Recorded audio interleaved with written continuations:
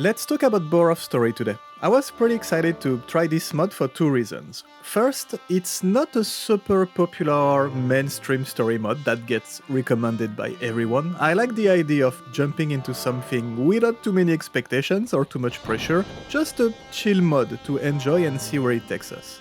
And the second reason is that I love the idea of playing a bandit. That's really the whole point of Borov Story. I think bandits and their faction are criminally underrepresented. You can probably count the mods focusing on them on one hand. It's a shame, because seeing things from their perspective and their point of view, their life in the zone, and showing the deeper side of them, not just a stereotype of being ruthless thugs, it's super interesting. I mean, in the end they're still greedy, power-hungry, cold-blooded thugs. They wouldn't be bandits if they weren't, but at least they're given some backstory and depth here. If you remember, Borov is the bandit leader you meet in Dark Valley, in Shadow of Chernobyl, and if you paid attention, he's also the barman in Garbage in Clear Sky, before he rises to power to become leader to the faction. Which makes sense, Clear Sky is a prequel, set 1 year before the original game, so at that time he's just a barman, and in Shadow of Chernobyl he's already climbed all the way to being the new leader. Anyways, I love this idea of taking a character we know, that we met in the original games already, but don't know too much about, and expand on his stories and adventures in a lore-friendly way. I love mods that go in completely wild new directions, but I also love something like this, simply expanding on the existing lore and giving more screen time and development to smaller characters, by dedicating a whole mod to them. That's a basic but very cool concept we don't see enough of. Borov Story is not a standalone mod. You will need a clean copy of Shadow of Chernobyl to play it, and since it's built directly on top of the OG game, it plays pretty much the same. Actually, that's not completely true. It has some of the OGSR engine perks. It uses the Gunslinger WP adaptation, basically a Gunslinger light for Shadow of Chernobyl, so you get some better gun animations, autumn aurora visuals, and new weather cycles and lighting. To be fair, the specific details don't matter too much. The point is, it looks much better and plays a bit smoother than vanilla Shadow of Chernobyl, but we're still doing it old school style. Don't expect any new fancy mechanics, quality of life, or new game mechanics, or anything special. Actually, it's a pure narrative-driven mod with a couple enhancements from the base game, but that's pretty much it. Which is not a bad thing, not at all, just an important detail to mention for the people who really care about these things. So the story begins in Garbage when Borov is getting tired of being a simple bartender and decides to leave to try to make it on his own and have his own bandit gang. And from here, the whole story is pretty much robbing people, finding ways to get resources to fund your new bandit leader lifestyle, convince people to join you, and capture some territory until you become the kingpin in Dark Valley. As I said in the beginning, I absolutely love the premise of this mod, and I love that we can revisit some events that happened in the original games, but from the bandits' point of view this time. That's exactly what I was hoping for, and I'm happy that the mod delivers on that, at least somewhat. The translation is great. Actually, I want to give a quick shout out to Cywar Veteran. I hope he will see this, because I've noticed he's been translating a ton of obscure mods to make them more accessible to the English community. He's not the only one, obviously, but he's the one who worked on Borov Story, so I'm thinking about him right now. So thank you. People like you and the Sea Consciousness guys are the unsung heroes of this community. I wish we had subtitles, because the mod features a couple voiced characters, but besides that it's very well translated. Well enough to make it clear and realize that the writing and the story are pretty weak, unfortunately. After playing for a bit, the excitement turned into a bit of frustration and disappointment. It actually reminded me a lot of The Journey that we reviewed recently.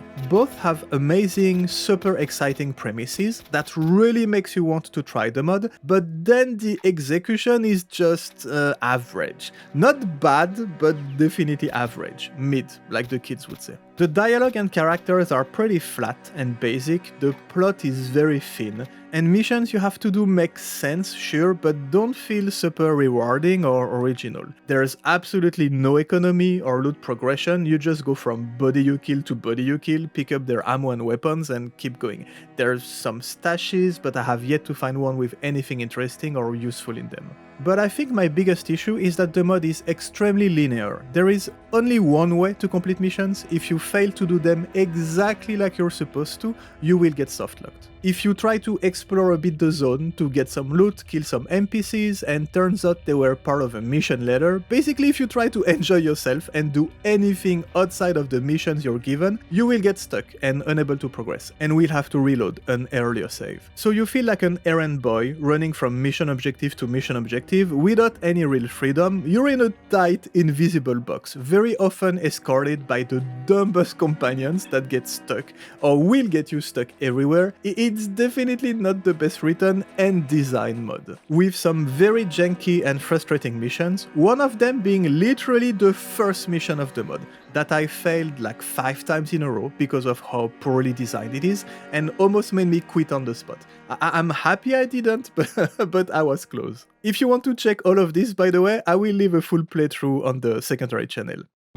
I'm not gonna spoil anything, but there's still a couple missions that kind of save the day and make it worth your time in the end, or I wouldn't be making this video. Believe me, I play a lot of terrible mods that I never talk about. This is not one of them. And there's some standout funny moments too, I just wish there was more. So it's still a good experience and I recommend it, especially because it's very short. You can finish it in around 2 hours, it's still fun and not a big commitment.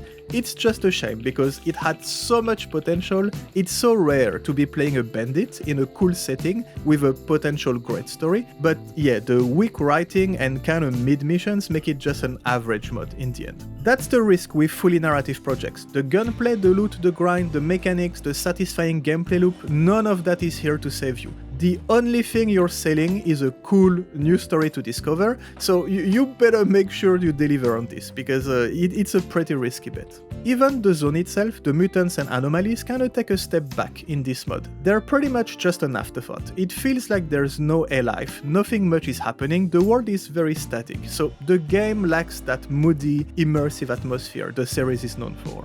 With that said, in the end it runs very well, it's pretty stable, it's light, super easy to install, so if you're looking for some extra Bandit lore and want to see how Borov became the Bandit leader, give it a shot. Or you can head out to the secondary channel and check out my full playthrough there. Again, I still recommend playing it yourself, but the videos are here if you'd rather watch. Oh, and one last tip, don't play on the highest difficulty. The balance isn't great, and it will be just frustrating.